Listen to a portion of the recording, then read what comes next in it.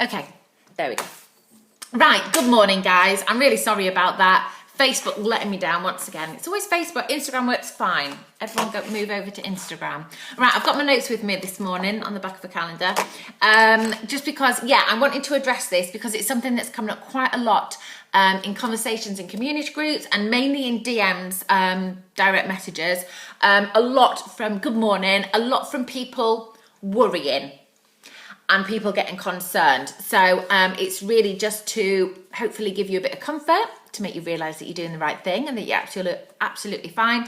And maybe if I can offer some ideas or some inspiration of things that you could try. All right. So this morning I'm going to be talking about supporting children. Good morning. I'm going to be talking about supporting young children to concentrate.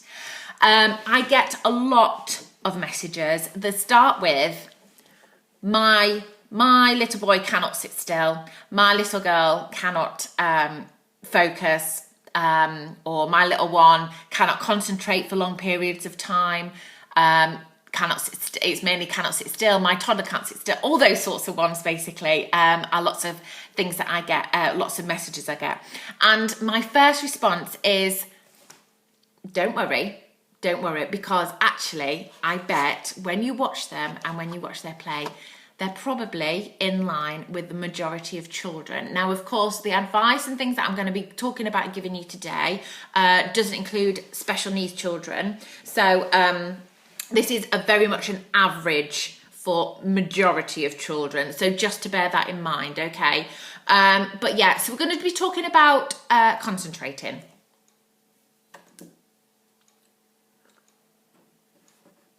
With boys, yeah, that's just what I'm going to be talking about. Okay, so let's talk about concentration. Concentration is a skill. It is something we need to teach our children to be able to do, and it's something that we need to encourage, and it's something we need to praise. I've forgotten praise. I'm going to write it down just because I want to talk about that separately. Okay, so the ability to concentrate is a skill. And I have to say, there's lots and lots of research coming out that it's becoming trickier because of technology. And these days we're getting things much more instant. I don't know if you've watched your little ones using YouTube. They will watch a video. They don't watch the whole thing. They're watching a minute or so before they're flicking on to the next one. So our concentration spans are getting much shorter. And we are used to these days. We're getting more impatient. We expect things straight away. So part of that, we're going to go right back to basics. And I think quite often it's really easy to underestimate how important it is to concentrate. And actually it's something that we do actually need to teach our children. We need to encourage our children to do, and we need to praise them when they do it. All right. So I'll talk about praise at the end. I've made a little note for myself. So when we're talking about encouraging children to concentrate, for a young child to be able to concentrate, we need to make sure that their basic needs are met. So what I mean by that is we need to make sure that they're fed and watered, so they're not hungry, they don't have empty tummies. And that's obviously why we do lots of things in schools about making sure children have breakfast. If they're not having breakfast and they're hungry, it makes it very different for a young child to concentrate. And that's why we have so many breakfast clubs and lots of schemes about making sure children have breakfast. That's all right, don't worry. So making sure their basic needs are met, that they're fed and watered, that they've had a good night's sleep. Now, granted, they are young, that they've had some sleep, let's say, but they're not exhausted and tired. So for that, I mean, if Mason's coming in for a full day at preschool, I won't expect him to be able to necessarily concentrate. He may be able to, but at the end of the day, I struggle to concentrate, so he will too. Doing activities at different times of day can be much more beneficial, and I'll talk about that later. So our basic needs, fed and watered, had a nice sleep, and the other one is feeling safe. Now sounds like a bit of a funny one, but it's just your child knowing that they're safe and that they're secure. And all that could mean is, sorry, the sun's coming, I'm getting brighter and brighter, and that eyes are getting smaller and smaller. Is that your child feels that they are secure. So that could just be having you sat nearby, knowing that you're there is often a way of making a child feel safe, other than having a safe house that they are living in. Obviously that's going down other routes, but having a safe house that a child can be where they do feel safe, and having you there is often one of those triggers as well. So that's why at a young age they're constantly wanting you to be back. So they're the main things that we need before we can even imagine and try and encourage a child to concentrate. We need to make sure that we've got all those three things in there. So for those things, you quite often find that first thing in the morning is a really great time to get a child to concentrate. So whether it's a play activity or you're actually teaching something in school, first thing in the morning is a vital time, and that's a really good time to be setting up activities. So you'll often find that your activities are a success if they're done first thing in the morning rather than later in the day. So that's just something to bear in mind. All right, now we're going to talk about what we expect from children, because I think sometimes when parents and carers are saying to me, my child doesn't concentrate, quite often it's just that their expectations aren't quite in line with for the age of the child. So on average, what the important scientisty people say is that a young child should, and this is an average, should be able to concentrate for 2 to 5 minutes for every year of their age. All right, so we're talking a 2-year-old, we're looking at 4 to 10 minutes. A 3-year-old, we're looking at 6 to 15 minutes. So already we now realise that that is a short amount of time. So if your child is doing an activity, if you've got a young child and they're doing an activity for 10 minutes and concentrating, and by concentrating, I mean, you know, when they're in the zone, they're doing it, they're playing, they may be talking, they may not be talking, they're completely focused, a bit like when you're, you know, trying to read a recipe and you need it quiet and you need to try and take it all in. That's sort of when they're focused and they're completely absorbed in their play, that is concentrating. So if you're spotting that your child, and now that we know this, bear that in mind, work it out for however it works for the age of your child.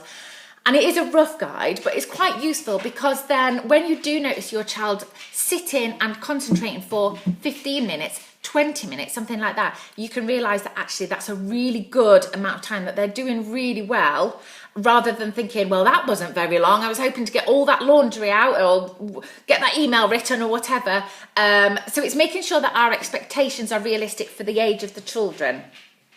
So I hope that helps as a bit of a guide, and just to have that in your head and just to remember that for the age of your child, of actually what we're expecting from them, because we have to be realistic. And as your child gets older, they're able to concentrate for longer, and obviously we will encourage that as a skill, and I'm going to talk of some ways, things that I would,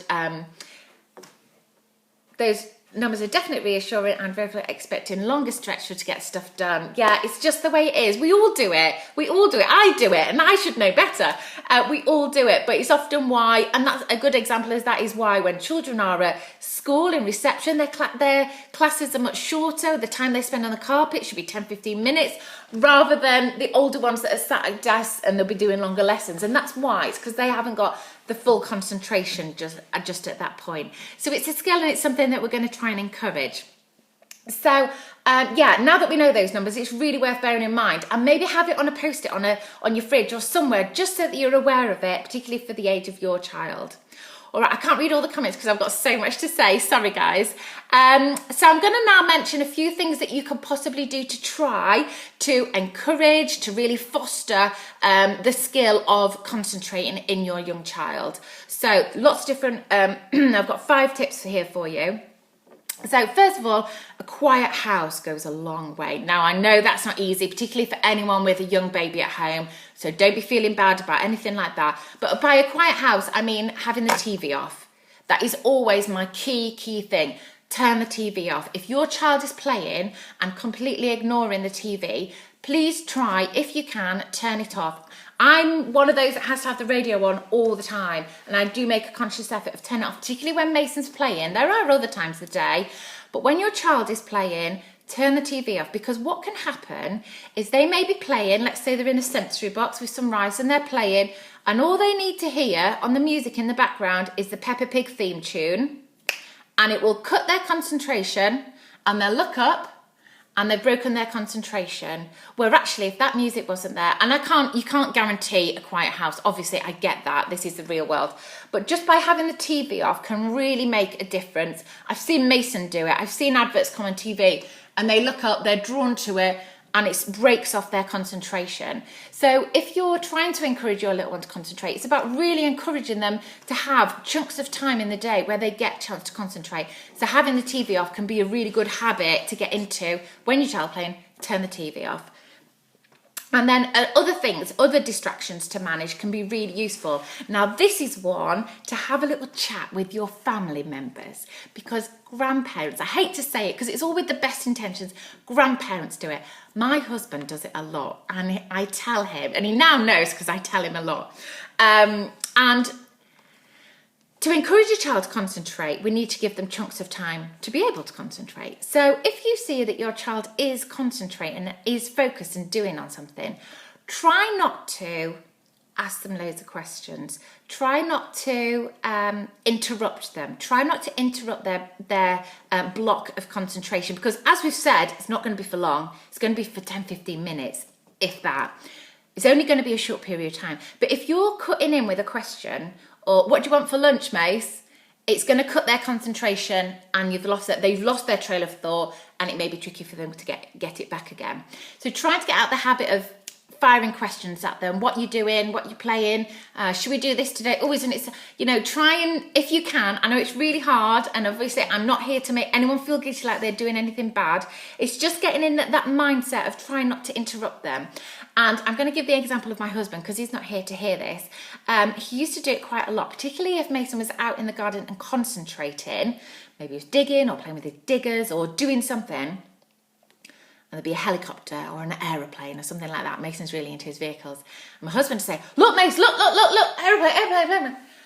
And it's tricky because he was concentrating. That aeroplane can wait. There'll be another one in a bit. We've seen 100 aeroplanes. It's trying to just get in that habit of not interrupting their play. If you can see they're concentrating, and other family members as well, like I said, sometimes grandparents. So just have a little chat with family members there. I'm really trying to support Mason to start concentrating.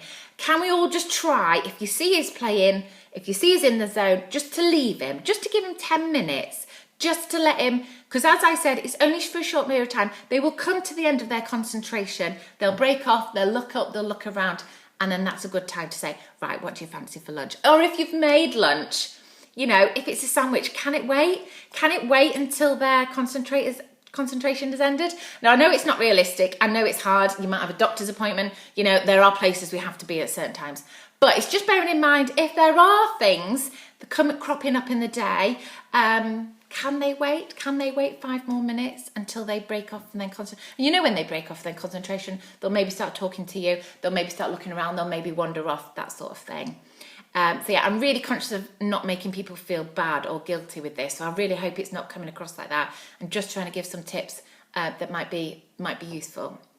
Okay, so also really important, like I said before, is see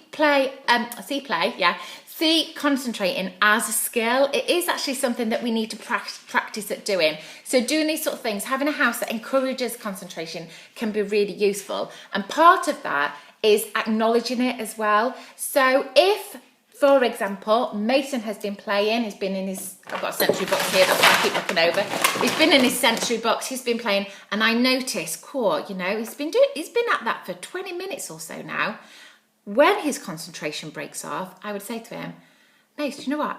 I really noticed you were concentrating. You were completely focused in what you were doing. Rather than, oh, I like you playing, rather than that general praise of, oh, well done, that was good, that was great. Try and hone in on the actual skill that they're practicing. So that goes with all sorts, perseverance, all sorts of things. But particularly with concentration, because then it's like, oh, Mummy liked that. I was doing that on my own for a long period of time. And it's like independence as well. I really like that you were concentrating. Use the big words with them. Our children can pick up, if our children can use the words Tyrannosaurus Rex, they can use the words like concentration. So use it with them and acknowledge the skill, praise the skill. I noticed you were concentrating for about 20 minutes. That's a long time, Ace. You were really focused on what you were doing, and I could see you were doing this and I could see you were doing that, and really talk about it and go and talk about what they're doing and the skill that they're practicing, and show that you really appreciate that they were concentrating. Because as we know, kids love to please us, don't they? Okay, so a couple of other things as well that you can do regarding the activities that you're actually setting up and encouraging them to concentrate at. Children are more likely to concentrate on something that is their idea, is what we call child-led, something that they've chosen to do. If you encourage it, if you tell the child, come and sit here and we're going to do this Play-Doh, or come and sit here and write your name. You know, but if they've chosen, if they wander over and go to the water tray, or wander over and go through a sensory box, they're more likely to concentrate at it for longer. So having a few activities out, and that's when, if you can, setting things up the night before can be useful, or having a few things up your sleeve. That's where our play prompts comes in, is just to help you with ideas of having things ready, things that you can set up really quick. Is when a child actually chooses independently to go and do something, they're much more likely to focus at it. And that's also the same if it's an activity that they're really interested in. So I don't know if you saw my post a couple of weeks ago. I did a tray full of Easter stuff for Mace. Walked past it, not interested, not his cup of tea. If I'd have said, come and sit and do this Easter stuff with him, he wouldn't have been bothered. I now have the same rice out, but it's full of trucks. And he keeps returning to this because it's his interest. So if you've got little ones that are loving animals, or love water play, or have something that they're really into, they are much more likely to concentrate when they're doing that activity. And then you can practice all that concentration, turn off the TV, lots of praise, all that sort of stuff. Yeah, lovely. Someone's saying start leaving things out so they can go to it on their own, and it seems to go down much better. That's right. And it's just like when I talk about setting up activities, leave them out for a week. They may return at a different time. You know, if you set something up in the afternoon and they don't go to it that afternoon, it's not a fail. Leave it out because they may return to it first thing in the morning when they're much more in the mood to do it, or much more likely to concentrate. And that's the reason why I do encourage people to, once you've set up an activity, leave it out for at least a week if you can. You know, let's be realistic. You don't your house ends up looking like a nursery. Okay, and I've talked about the times of day as well, but first thing in the morning, or after, if you've got an afternoon nap, quite often just after that, after they've had maybe a snack or something, and a nice little sleep can be really useful and a really good time to play. I think leave things out for a few days too. I'll get my other child interest. Brilliant. So she will join in. Lovely, thank you, that's right. So yeah, and then finally I just want to end on, like I said, loads of praise, whatever your child does, you know, even if they are concentrating for short periods of time, sit with them, like I said, sit with them, encourage them, lots of praise. Yeah, and just, you're doing a great job. I'm really, really conscious. I really hope this video has come across as something that could possibly help you. And I don't want you to feel like there's, that you're being told that you're doing things wrong or anything like that. I don't want anyone to feel guilty. I'm just hoping that it's something that come up as useful. Is there such a thing as a TUSSBOT cover so you can leave it outside? There are. Lots of people sell them. Lots of things like Etsy and eBay. Lots of people do like handmade ones, sewn ones like that, unless you're a dab hand with a sewing machine. You can get waterproof ones. You can also get ones that go over the TUSSBOT to make like a little den as well. Loads of things on Facebook as well. They're all over. Yeah, if you type them in, you'll find them. All right, so I'm going to end there. So I really hope that's been useful then, guys. Do let me know, or if you have any concerns, or there's something I haven't answered or covered in there. I'm just conscious it's not too long. But it is something that does crop up quite a lot in community groups and in my messages. So I really hope that that can be useful. Yeah. Or put the other TUSSBOT tray over the top. Yeah, that's what I always do. Someone messaged me the other day, actually, do I recommend one? And I said, actually, I don't, because I just took the other TUSSBOT over the top, really. Yeah, so I'm going to end there then, guys. Thank you very much for tuning in. Like I said, I hope it's been helpful. Please send it or let anyone know who are struggling with the little ones and not that they feel aren't concentrating. Maybe it could just put their mind at ease. So thank you. All right, I'm going to finish there because it's ended up being a long one and it's all me talking, and I know how boring that can be. A few questions about my top I saw. Sorry, I didn't address them just because I had so much to get through. It's actually Matalan. My sister bought me it for my birthday and it was right up my street and I love it and it sits really nice and it's long. I love a long top. Yeah, it's from Matalan, so they might still have them in. I'm not sure. It was recently. All right, finished there. Thank you very much, guys. Happy playing, everybody. Lovely to see you. And I'll speak to you soon. Bye.